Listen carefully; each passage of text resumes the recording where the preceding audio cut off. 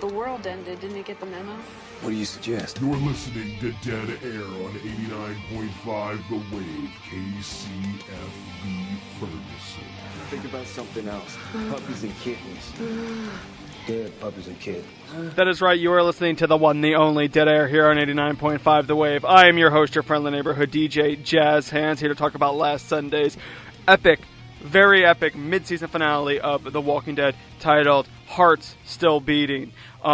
We got a lot of cool, interesting character development within this episode. We got a lot of cool stuff. It was another 90-minute episode, of course, which I'm sure some people are getting sick of. And, of course, it wouldn't be Dead Air, at least not in the mid-season finale, if I wasn't joined with Paul and Anna Mae. Hi, guys. Thanks for coming in. Thanks for having us. Hey, what's up? It's awesome. So, okay, guys, let's just dive right in, because there's so much to go over in this short amount of time that, we are granted. So, what do you guys think of the episode as a whole? Like, what were your first thoughts? And you know what? I even want to know, what do you guys think of this part A of Season 7? Personally, I thought Season 7, I've heard a lot of people complain about it. Mm-hmm. I thought Season 7 was a good season, at least the A part. And I'm almost positive B's going to be really good, because we all know what's coming down the pipe. B's probably going to be better, yeah. This episode, I thought a lot of things that had been building finally happened. Mm-hmm. It was nice to see them go back to the format where they don't just hit one person and follow them for an episode, and maybe you see them rejoin the group or see the group at the end. We got to see a little bit of Daryl, a little bit of Maggie and Sasha, a little bit of Carol and Morgan, and then the main group. It was well put together, and I know I complained about some of that during Season 4B, that, oh my God, I wish they'd just, stick to one character and show them. Okay, I take that back. I didn't mean that. I like this a lot better, because some of the one-character episodes or arcs or, one group, mini-group, they do tend to drag things. This one felt like it had the pacing of the Season 4, Season 5, Road to Terminus, and everything that happened after Terminus. Yeah. And I liked that. Yeah, I gotta agree with you on that one. It was interesting to see us go back to the old format, because I agree. I was so used to having to, we were at the Saviors with one episode. We were with Carol and Morgan in the Kingdom. We were back in Alexandria. It's like, okay, are we going to get back to the old format? And when we did, it's like, this is a good episode to get back to, because, again, they had us on the edge of our seats. We'd see one scene, and something would happen. It's like, don't tell me we're switching to another group. God, no, I want to see what happens next. But it was really good, really intense, really just... Oh, there's so much we got to talk about, JazzHandss. Oh, I know. I understand completely. I agree with both of you. I think that the part of this season... my brother, I think, put it best. It kind of felt like the 7th, I believe, Harry Potter movie before the 8th one. So you got the part 1 and part 2. This part of the season was a lot of build-up, but you needed it. True. You needed to have that build-up in there, which is understandable, which is why, even though some parts were slower, and they only focused on one character, we were still getting all the puzzle pieces, and eventually we're leading up to All Out War, which, is fine. Some complaints on the episodes, this is my honest to God opinion, Walking Dead's not perfect. They can't get everything perfect. No. True. Yeah, some of the complaints I had, it was the deaths that they had. I'll openly admit it. I couldn't care. We didn't like Spencer. I was going to say, Spencer, I think everybody on mic today is like, finally. Finally! Yeah, I cheered. Yeah, I don't care about Spencer. And Olivia, honestly, she hasn't done enough for me to care about her death. She's guarded the food, and honestly, for me, she's just kind of complained a lot. And for me, I was just kind of like, oh well. But that's one of my complaints. Like, the 2 deaths were like, okay, well, I'm gonna live. And for me, I got more emotionally invested when Aaron was getting beat up. I was like, oh, Rick, you gotta knock the hell out of these guys. Come on, do something. That's where I got emotionally invested. However, I do gotta say, though, the acting in this episode was fantastic, too. Phenomenal. Because I think it was improv. I mean, it almost had to be when Rick comes walking up and Negan's like, Rick! Oh, your people keep me screaming so much I'm losing my voice. Like, that had to have been improv. The action was good. The suspense was good. I still hate Rosita more now than ever because she's an idiot, and we're going to get into her. But let's get back to talking about Olivia and Spencer's death, because you guys look like you really wanted to chime in. So what are your thoughts on their deaths? I gotta agree with you on with Spencer's death. I'm sorry, he had it coming from pretty much after Deanna's passing that he needed to frigging die, and it wasn't soon enough that he finally got. From what Paul said, his death in the comics, which this season they've been following the comics very well. And as someone who hasn't read the comics, I've just heard from other people such as Paul and others who have read the comics, they're being very close to it. And it's good to see them kind of still have the material, but then still diverge into their own paths, not just copying straight from the comic. Mm-hmm. So Spencer's death from it just, was so good to see. But Olivia, sorry, JazzHandss, I gotta disagree with you on that, because I feel in the beginning when we saw all the Alexandrians, okay, fine, Olivia was sheltered just like everybody else, she was watching over the food, and Negan made some comments about that I wanted to punch him for. But kind of a jerk on that part. Just a wee bit. But what do you expect, though? Like, I'm sorry. Like, I'm a bigger guy, and I know if I said, we're starving here, Negan's going to look at me like, are you kidding me? Come on, man. Like, yeah, you're right. It's like, it's Negan, okay? The fact that she could have slapped him and gotten away with it means that, okay, I best not, test these waters anymore because, well, you're going to get a bullet through your head. Think you are a rot.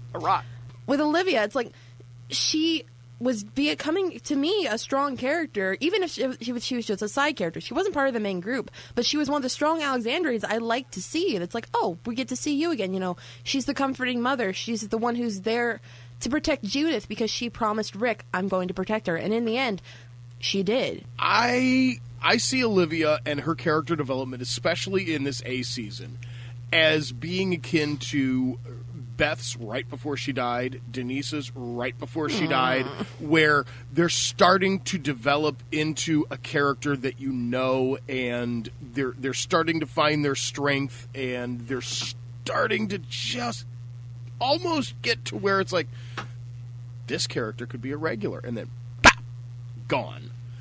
That was the reason that Olivia's death upset me. And Spencer had just gotten way too big for his britches, and it was beautiful seeing it played out exactly like in the comics.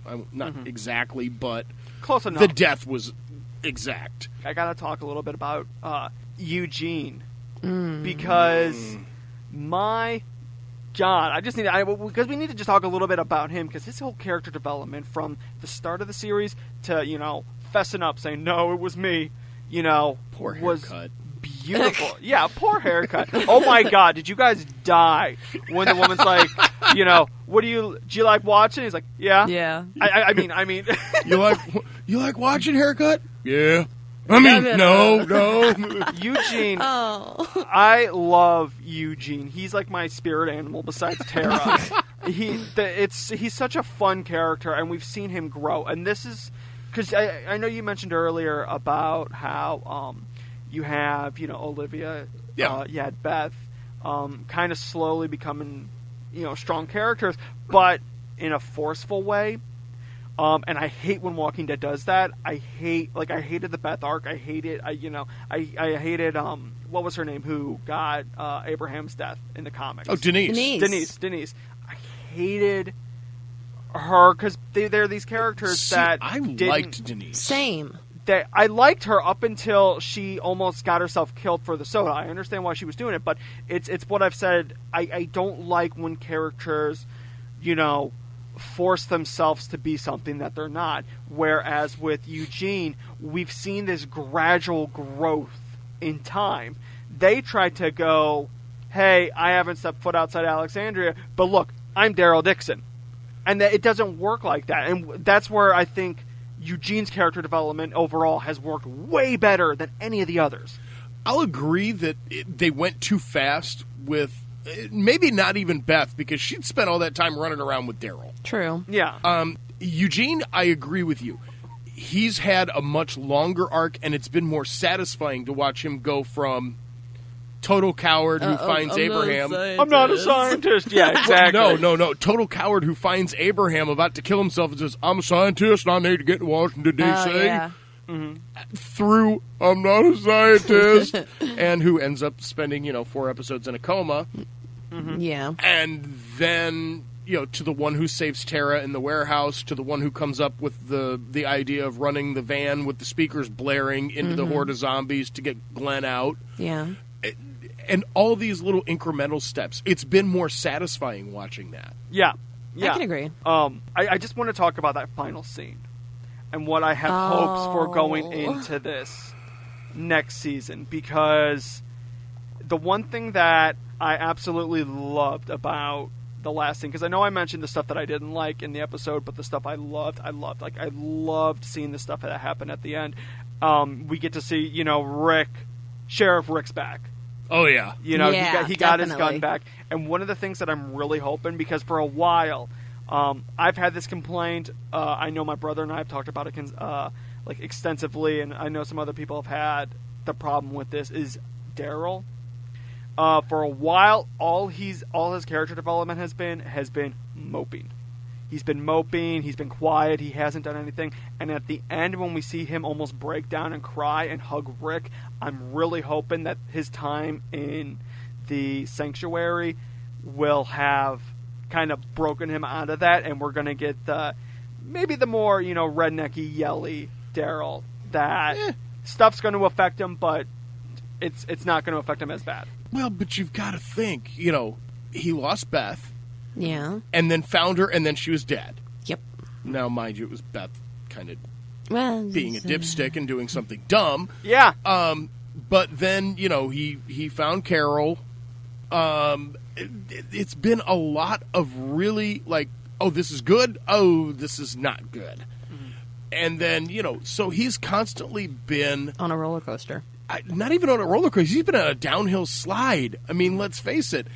And then on top of that, right before he gets carted off to Negan's, happy padded room hotel, he gets up and decks Negan, and that causes him to beat Glenn to death. Yeah. And that had to have taken a huge toll. But his guilt's going to get to anybody, especially when you see clearly it's my fault. Mm-hmm. He's going to take the blame. So, of course, he's going to be mopey and quiet for a while. It's like you'll have a weight of someone's death that you cared about since not cared about since season 1, but he knew Glenn from the beginning. Yeah, no, he did know Glenn from and I know, but he didn't beginning. care. And that's where I feel Dwight really actually helped him out when he gave him that picture and just said, you need to get over it. You need to let it go. This happened, and you need to move on. And I think it wasn't just Glenn's death. I think it was every death that he held. And honestly, as weird as this season, part A of the season has been, it's almost been about dealing with death. Yeah. Coming over death, how people deal and reflect with death, and kind of showing that, and I hate to say this, but kind of showing that you take what those people that have passed away, you take what they've given you, and you become stronger from it. And I think that's what this entire part A of the season's been about. Yes, 100%. This leads me to my next question for you guys. Who do you think's stuck in Alexandria? Who do you think's the guy with the boots? Because me personally, I think it could possibly be Dwight. I think he's so? I think he's skulking around. I think he's looking Dwight, or possibly even Sherry. No, I don't think Sherry. Could be Cindy from Oceanside. That's what I was thinking too. It could be somebody from Oceanside. It could be Dwight, or I could even possibly see. It'd be really, really weird and really long foreshadowing, but the Whisperers, somebody from the Whisperers watching and looking what they have to do. That's what Paul thought, and I don't know that much about the Whisperers, but hey, I mean, it'd be good to get an unknown, at least unknown to people who are just watching the show, because really we don't know about the Whisperers. I know a little bit from what Paul has told me, so I mean, it could be, but I just don't know. I have no idea right now. I need more. Normally, I have a prediction, but right now, I'm kind of clueless. Yeah. What about the possibility that it's Mr. Stanton? Oh yeah, that was a thought. The guy who owned the houseboat. Because he did watch He Aaron left the in whole, you won, but Rick you really leave. lost, and he... I don't know. I feel that because they did a deliberate job of covering his face, to have it be a random character would be, I would tend to agree. I think it's probably going to end up being somebody we know, but, I think Hardwick said it last week on AMC Talking Dead. Yeah. That, maybe that guy's still out there, and, maybe he's not shooting them because, well, you know what, if they could get onto my boat and get my crap, I might want to get in with them because they've got, obviously, a good situation going. We still don't know where Heath is. Yeah, that's the one loose end they left in this half season. That's true. So, I mean, granted, he's such I hate to say it, he's such a forgettable character. Yeah, he but, is. So it's speculation. It's up in the air. I'm hoping that it's a really good payoff to who they're teasing, because if not, it's like how we got Morgan at the end where he turns around and it's like, Morgan's coming back, yeah! Like, I want it to be as exciting as that. I want it to be this cool, big... I don't know if anybody's going to be that exciting. They did say, what's-his-face from Season 1 still alive? Highly doubt that it's him. Wait, which what's-his-face from Season 1? Huh? The one guy who left with his family after the CDC. God, what is his name? I don't know. I for completely forgot, but It's possible. the actor did tweet that he's still he alive. may be coming back to Walking Dead. Oscar? Ooh. Anna, so I really want to know, what's your thoughts on Morgan and Carol's relationship as of right now? Because the two of them have gone from literally kicking the crap out of each other to, honestly, I think they're two of the bestest friends on the show. Like, when the two of them are together talking, I'm thoroughly entertained, no matter what it is. Yeah. So, what's your thoughts? I would have to agree with that, because we saw when they, as you said, they first started, they were completely enemies. It's like, I'm going to kill everybody. I'm the pacifist. I don't want to kill everybody. We can subdue them. No, we can't. You're an idiot. Let's knock each other out and then not be a part of this fight. But seeing them in the kingdom and seeing Carol in her little act at first was hilarious, by the way. Yeah. I have no idea what's going on in the most wonderful way. Yeah. It's awesome. But seeing them interact, it's you're right, it's entertaining, because it's like they do almost like a best friend kind of banter, like, oh, you're, as he said in the episode, oh, you're going soft, and you're going. Yeah, yeah. It's almost like they're best friends. Like, oh, hey, what's up, Carol? Oh, what's up, Morgan? Please leave. And, Paul, I want to actually ask you, what do you think of Richard actually going behind King Ezekiel's back and going to Carol and Morgan and talking and being like, hey, you think that's smart of him to try to get enough people, or do you think upright he should have gone to King Ezekiel and talked and been like, I know what these people can do? Because honestly, it seems like his family weren't killed by walkers, they were killed by people. That was kind of the feeling I got from him, and I'm going to say this. I got the feeling that Richard had gone to Ezekiel, and Ezekiel had said, no, we've got it good. Everything is fine now. We've made a deal. We honor our deals. I am a man of honor. But I also think Ezekiel is not the kind of guy who's going to be like, Richard, you become cat food now because you went behind my back. He's not a Negan. No. No. But will it break his trust? Because one thing about Ezekiel is he's very trusting. I don't know if it would break his trust completely or not. Ezekiel may be a little miffed at first, just because, you said something to me and I said, no, this is the way we do it. Now you've got these other people trying to convince me. I don't think Carol or Morgan's going to need to, because of what Jesus said at the very end. I think it's time they meet the king. Yes. King Ezekiel. Okay, and look. I think it's going to be Rick convincing Ezekiel, Ooh. Look, we've been through it. Hilltop's been through it. Eventually, he's going to decide he wants more than what you're willing to give, and he's going to come in and take what he wants. Mm-hmm. You have to, and I think, but once they figure out, okay, there's this. If Tara lets them know about Oceanside and about why they don't trust, which would be very nice if the guy or gal who's spying on Alexandria is Cindy. Yeah, because then she knows, okay, wait, they are under Negan's thumb and they're really trying to fight back. And I don't think Richard's really going to get called out on it as much because I think Jesus and Rick and Michonne and the rest of them are going to go to Sanctuary. They're going to see Morgan and they're going to be like, hey, where's Carol? She wanted me to tell you she died. Oops, I mean, she died. I don't think Morgan's going to honor that whole, just tell him I'm gone. I think with Richard, it's trying to show that some people in the kingdom want to fight back. And that's where we're going to get a lot of it. However, I am also curious to see, because besides a selective group of knights, Kingdom has no idea about the Saviors. Yeah, nobody in the Kingdom knows. And I think if people started knowing, and that may be something that Rick does that tips Ezekiel's hand and forces him to do it. Could we get another major death upcoming? And could it be Carol? And could that be the catalyst for oh, no, please, no. King Ezekiel that to be sounds like, good, but no. Okay, you're right. They're going to take and take and take. Let's mess these people up. I think it's going to be the kid, and I can't remember his name. Is it Nathan? That Ezekiel wants Morgan to teach the stick fighting to. Yeah, it's gonna be it's gonna have to be a death for King Ezekiel to be like, I got your back. But the thing is, they never mention details without a need to. True. They don't mention a name unless it's somebody who can be killed. But if they say their name, pay attention. There's something that can happen. But now, okay, look, we gotta talk about Rosita. We have to talk about Rosita because so she made a mistake. She did. I'm just gonna get I don't like Rosita. And I've said this time and time again. I don't like Rosita. Rosita's become your new Beth. She went from a genuinely sweet and nice character to all she is attitude. It was a stupid plan to begin with because she saw what happened.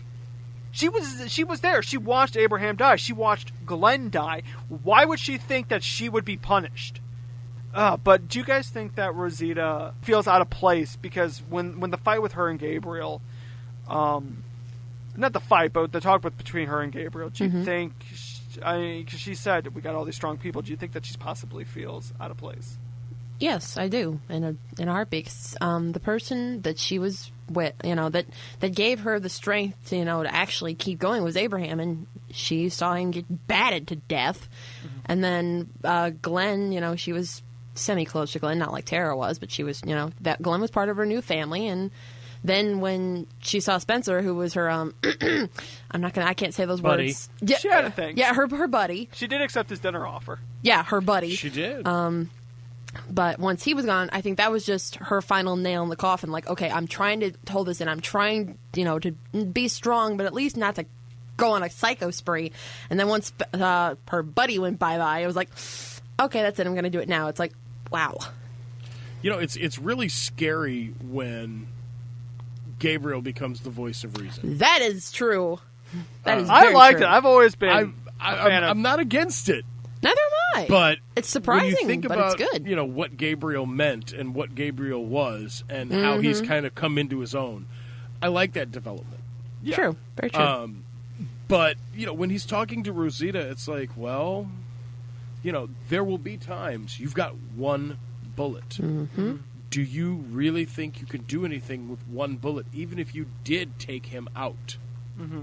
Predictions for Part B of the season. I think I basically said them, but I guess I'll say mine so specific.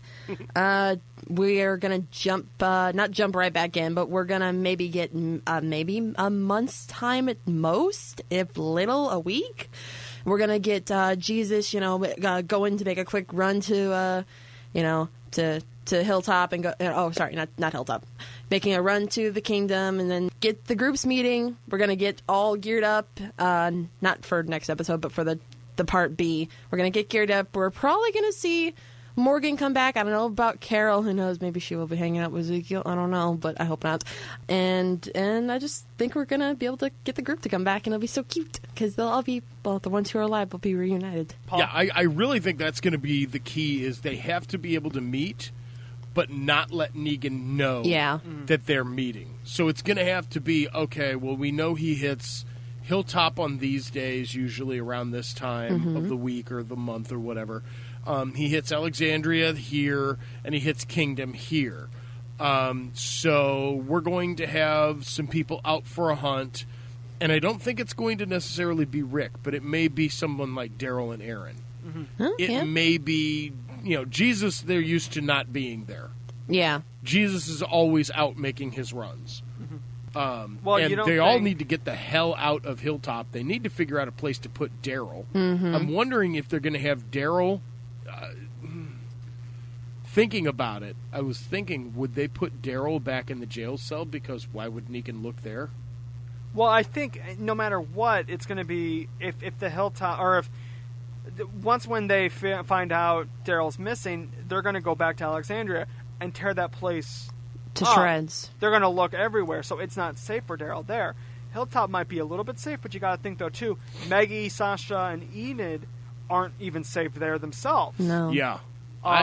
That's why I'm like, I don't think they'd take him. If anything, I think they'd take him back to Alexandria, but put him on the outskirts to where he's not in That or Alexandria. that but or he's just close. the easiest solution is the Kingdom. Yeah, that's Yeah. what I was thinking was the kingdom, 'Cause because they the- haven't been in there. They've been Yeah. outside the Yeah. kingdom. Well, and the other thing is now Jesus has the radio too. Ah, yes, Yeah, that's exactly, true. Exactly. I think my whole predictions are, I think we're still going to get the branching storylines, but they're slowly going to come together. And I think by the end of the season, if not maybe the last episode going into next season, we're going to be gearing up for all-out war. And we're going to start really seeing the sides, and we're going to get more of the character development. It was part B, my overall thoughts, or part A, it was slow. It had to be, but we're gearing up. I think this part B is going to be still a little bit slow, still a little bit getting up, but I think the last couple episodes, and then leading into next season, are just going to be go, go, go, go, go. This was more of a mental than actual physical kind of drama per se, and it's going to be interesting. But that's pretty much it for us. Yep. I mean, we've Yep. gone over almost everything that I can possibly think of, so it's been awesome. Thanks, guys, for tuning in, and thank you guys for joining me and Anytime. talking. It's always fun to have people sit down and talk and hear ideas, share thoughts of a series that we all care for so much, that we all love. Agreed. And so more awesome stuff to come.